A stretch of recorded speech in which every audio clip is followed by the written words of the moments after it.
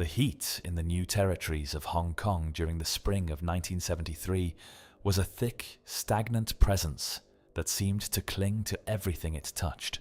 On the set of Enter the Dragon, the air was a heavy mixture of exhaust from diesel generators, the scent of cheap tobacco from the hundreds of extras, and the constant, fine yellow dust that rose from the concrete and dirt of the Hans Island fortress. This was the first major co-production between a Hollywood giant like Warner Brothers and the local Golden Harvest studio, and the tension was visible in every person on the set. It wasn't just the pressure of a multi-million-dollar budget. It was the collision of two very different worlds. American producers and technicians moved with a frantic, clock-watching energy, while the local Hong Kong stuntmen, many of whom were recruited from the various martial arts schools and street-tough guilds of the city, watched the proceedings with a mixture of professional curiosity and deep-seated skepticism. At the center of this storm was Bruce Lee. By this point in his life, Bruce was not just an actor. He was a man under an almost impossible amount of physical and mental stress. He was the writer, the star, the fight choreographer, and the unofficial director of many scenes. He moved through the set with a restless, coiled energy, his body stripped of almost all body fat, appearing less like a man and more like a collection of functional muscles and nerves. To the Western crew, he was a superstar in the making, a charismatic force of nature. But to the circle of stuntmen and extras who populated the background of the film's massive fight scenes, Bruce was something that needed to be tested. In the martial arts culture of Hong Kong at the time, respect was not something you were given because your name was on a trailer or because you had a high salary. It was something earned through the demonstration of skill, and among the stuntmen, there was a persistent whisper that Bruce's speed was a product of the camera, a trick of the frame rate, rather than a reality of the flesh. Among these extras was a man whose reputation preceded him in the local gyms. He was a practitioner of Choy Li Fut, a style characterized by powerful, sweeping circular strikes and aggressive, wide-stepping footwork. He was larger than Bruce, with the thick forearms and heavy shoulders of a man who had spent decades hitting sandbags and wooden dummies. For weeks, he had watched Bruce demonstrate the choreography for the camera. He watched the way Bruce would stop a punch an inch from an actor's face, or how he would perform his famous one-inch punch for the visiting press. To the stuntman, these were parlor tricks. He saw the theatricality of Bruce's movements, the screams, the dramatic poses, the fluid shifting of weight, and he mistook the artistry for a lack of genuine combat effectiveness. He began to talk openly among the other extras during the long breaks between setups, his voice carrying through the humid air as he questioned whether the little dragon could actually handle a man who wasn't following a script. The confrontation didn't happen in a sudden explosion, but rather as a slow, deliberate erosion of professional boundaries. During a mid-afternoon break, as the crew adjusted the lighting rigs for a sequence in the courtyard, Bruce was standing near a group of stuntmen, leaning against a stone wall and sipping tea. The Choy Li Fut stylist stepped forward, not with a weapon, but with a challenge phrased as an insult to Bruce's system of Jeet Kune. He suggested that Bruce's style was too pretty and lacked the foundational power of traditional Chinese kung fu. He challenged Bruce to a test of speed, claiming that his own long fist strikes could reach Bruce before Bruce could even register the movement. The set grew quiet in a way that was almost physical. The American crew members, sensing trouble but not understanding the language, looked to the translators, while the Chinese stuntmen formed a silent, expectant ring around the two men. Bruce didn't react with anger. There was no dramatic flair or movie star posturing. He set his tea down on a nearby equipment crate and looked at the man with a level of focus that felt predatory. He didn't ask for gloves, and he didn't call for the director to intervene. In the world of the Hong Kong film industry, if Bruce walked away, he would lose the set. The stuntmen would no longer follow his choreography with the same precision. The unspoken hierarchy that kept the production moving would collapse. Bruce simply told the man to take his stance. The challenger complied, dropping into a deep, wide-rooted horse stance, his lead hand extended in a traditional guard. He looked solid, like a mountain of muscle anchored to the concrete. Bruce, by contrast, stood in his characteristic high-ledded stance, his weight shifting almost imperceptibly from foot to foot. His hands held low and relaxed. The man attacked first. It was a sao choi, a devastating horizontal swing that carried the full weight of his torso and hips. It was a strike meant to shatter ribs or knock a man unconscious in a single blow. The air actually hissed as his fist cut through the humidity. But Bruce didn't move away from the strike. He didn't retreat into the safety of the crowd. Instead, he utilized the core principle of his martial art, the simplest, most direct line of interception. As the challenger's arm began its wide circular arc, Bruce's lead foot stepped forward, closing the gap. Before the swinging fist had even reached the halfway point of its trajectory, Bruce's own lead hand shot out in a straight line. It wasn't a movie punch with a wide wind-up. It was a non-telegraphic thrust that originated from his center and traveled the shortest possible distance to the target. The sound of the impact was a dull, wet thud. Bruce's fist landed squarely on the bridge of the man's nose. The challenger's head snapped back, his momentum instantly neutralized by the sudden, jarring force. His wide swing continued, but it was now useless, passing harmlessly through the space where Bruce had been a fraction of a second before. The man stumbled, his eyes watering from the shock of the blow, but his pride was too great to let him stop. He tried to recover his balance and launched a second attack, a series of rapid, straight punches designed to overwhelm Bruce's guard. Bruce responded with a level of footwork that looked less like fighting and more like a predator playing with its prey. He moved in small, rhythmic circles, always staying just an inch outside the man's reach, drawing him in, making him overextend his weight. Every time the challenger committed to a movement, Bruce was already there to meet it.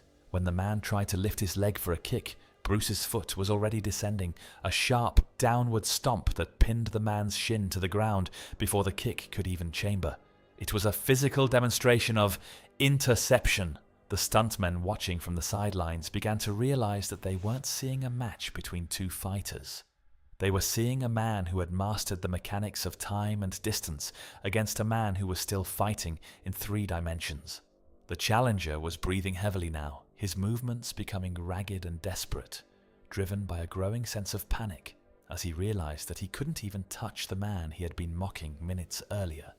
Bruce began to use trapping techniques, his hands moving with a blur of efficiency that the human eye could barely track in the midday sun. He would grab the man's wrist, jerk it downward to open his guard, and deliver a lightning-fast back fist to the forehead, only to pull the strike back at the very last millisecond so it barely grazed the skin. It was a psychological dismantling. Bruce was showing the man, and everyone watching, that he could have ended the fight at any moment he chose. The final moment of the encounter came when the challenger, exhausted and frustrated, swung one last desperate haymaker. Bruce ducked under the arm with a fluid, rolling motion of his shoulders and rose up directly in front of the man's chest. He didn't strike, he simply extended his hand, his fingers held stiff, and stopped them exactly 1 inch away from the man's exposed throat. The silence on the set was total. The only sound was the heavy, ragged breathing of the challenger and the distant hum of a crane motor. Bruce held the position for several seconds, his eyes locked onto the other man's. There was no smile on Bruce's face, no sense of triumph. There was only the cold reality of the skill gap that had just been exposed. Slowly, Bruce lowered his hand and stepped back, his posture returning to the relaxed, almost nonchalant state it had been in before the fight started. The challenger stood there for a moment, his chest heaving, looking at the ground. The aggression had drained out of him, replaced by a profound, sobering respect. He had come to prove that Bruce Lee was an actor, and he had left with the realization that he had just faced a level of martial proficiency that was beyond his comprehension. Rather than humiliating the man or having him removed from the set, which would have been the standard response for any other lead actor, Bruce did something that shifted the entire energy of the production. He walked over to the man, who was now leaning against a crate trying to clear his head, and began to speak to him quietly in Cantonese. He didn't lecture him. He began to show him the mechanics of the straight lead he had used. He took the man's hand and showed him how to align his knuckles, how to shift his weight from the ball of his foot, and how to eliminate the telegraph in his shoulders. He turned a moment of potential violence and professional ruin into a teaching session. The other stuntmen drifted closer, not as spectators to a fight, but as students to a master. For the remainder of the filming of Enter the Dragon, the atmosphere on Hansa Island changed. The skepticism was gone, replaced by a fierce loyalty. The stuntmen no longer just performed the moves. They tried to emulate the philosophy Bruce was sharing with them. They saw that Bruce worked harder than anyone else on the set, that his movie movements were based on a foundation of brutal, physical reality, and that he was willing to share that knowledge with anyone who had the discipline to listen. The American crew watched this transformation with amazement. They didn't fully understand the cultural nuances of what had happened, but they could see the result. A crew of hundreds of men moving as one, driven by the singular vision of the man in the center of the circle. This event, which never made it into the behind-the-scenes featurettes or the official promotional materials of the time, became a cornerstone of the Bruce Lee legacy in Hong Kong. It was a story told in the tea houses and the kung fu kwuns for decades. It wasn't a story about a hero beating a villain. It was a story about the difference between the appearance of strength and the reality of it. The challenger wasn't a bad person. He was simply a man who believed in the traditional ways he had been taught, unable to see that the world was changing around him. Bruce Lee didn't defeat him with a secret technique or a superhuman power. He defeated him with the physics of efficiency and the mental clarity of a man who had discarded everything that was unnecessary. As the production of Enter the Dragon moved toward its conclusion, the physical toll on Bruce continued to mount. He was losing weight rapidly. His headaches were becoming more frequent, and the pressure of being the bridge between East and West was weighing on him. Yet on the days when the big fights were filmed, the scenes where Bruce has to take on dozens of guards in the underground lair, you can see a specific kind of intensity in the way the extras react to him. When they fall with a realism that comes from knowing exactly how fast and how hard the man in the middle can actually hit. They weren't just acting, they were participating in a moment of history with a man they now knew was the real deal. The legend of the stuntman who stepped out of the crowd to challenge the most famous martial artist in the world remains one of the most grounded and essential accounts of Bruce Lee's life, primarily because it strips away every layer of the Hollywood magic that usually defines his image. In this story, there are no carefully placed lights to accentuate the ripples of his muscles, no Foley artists adding the sharp, whip-like sounds of a strike in post-production, and no rhythmic editing to hide the moments of hesitation.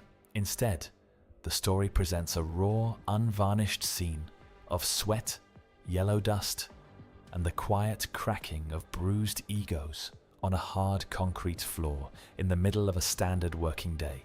It was a moment where the little dragon had to prove his worth, not to a global audience of millions, but to a handful of cynical, hardened men who spent their lives fighting in the streets and the rooftops of Kowloon. The heat of that afternoon was a heavy, physical thing, smelling of the salt from the nearby harbour and the hot oil from the production trucks.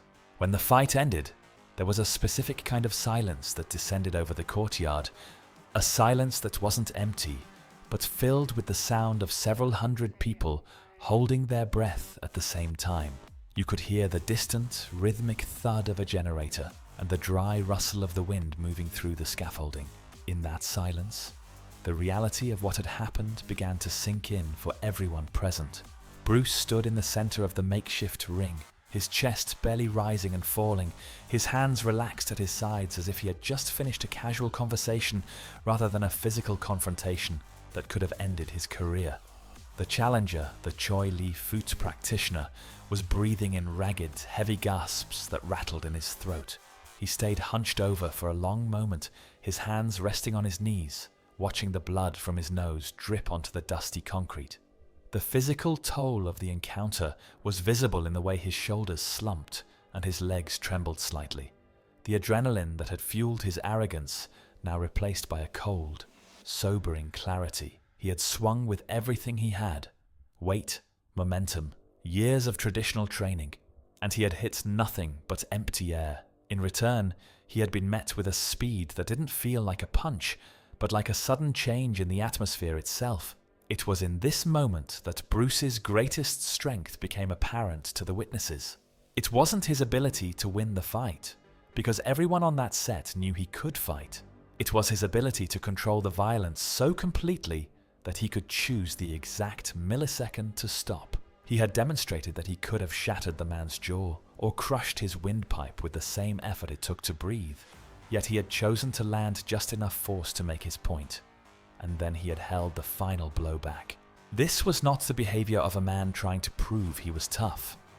It was the behavior of a man who had already transcended the need for proof. The real lesson of that afternoon in 1973 wasn't about who possessed the better style or the stronger muscles. It was about the fact that the most dangerous person in any given room is often the one who has the least to prove to anyone else. Bruce Lee left that set that evening not just as a movie star who had successfully defended his reputation, but as a man who had earned the absolute, unwavering silence and respect of the toughest men in Hong Kong. These were men who didn't care about box office numbers or magazine covers, but they understood the language of the fist, and Bruce had spoken it with a clarity they had never seen before. This story would go on to outlive the film itself, becoming a part of the oral history of the city, passed down through the martial arts schools like a modern myth. The film, Enter the Dragon, would eventually become a global phenomenon, a cultural earthquake that would change the way the Western world perceived Asian masculinity and martial arts forever. But for the men who had stood in that circle in the new territories, the real movie had already happened. For them, the definitive image of Bruce Lee wasn't the one captured on 35mm film, but the one of a single, straight punch that landed flush before the opponent's swing had even reached its peak. As the production continued in the days following the fight, the atmosphere on the set shifted from one of professional skepticism to one of quiet discipleship. The stuntman who had challenged Bruce didn't leave the production in shame. He returned to work the next day, but he moved differently when Bruce spoke about the mechanics of a movement or the importance of economy of motion. This man listened with a focus that was absolute. There was no more whispering in the corners, no more testing of boundaries. The line between the world of image and the world of reality had been blurred and then sharpened. In an industry built entirely on illusions, where actors were often protected by doubles and clever camera angles, Bruce Lee had chosen to live in the uncomfortable, demanding space of the truth. He didn't need the slow-motion cameras to make him look fast, and he didn't need the amplified sound effects to make him seem formidable. He only needed a target, a fraction of a second, and the discipline to know when to pull back. When the final clapperboard snapped and the production of Enter the Dragon finally wrapped, the story of the ambush became the unofficial epilogue of the film. The stuntman left the set with a bruised face but a better understanding of his own craft, carrying the story of the day he tried to hit the fastest man in the world and found himself staring into the knuckles of a fist that had appeared as if by magic, held perfectly still by nothing but the iron self-control of a master.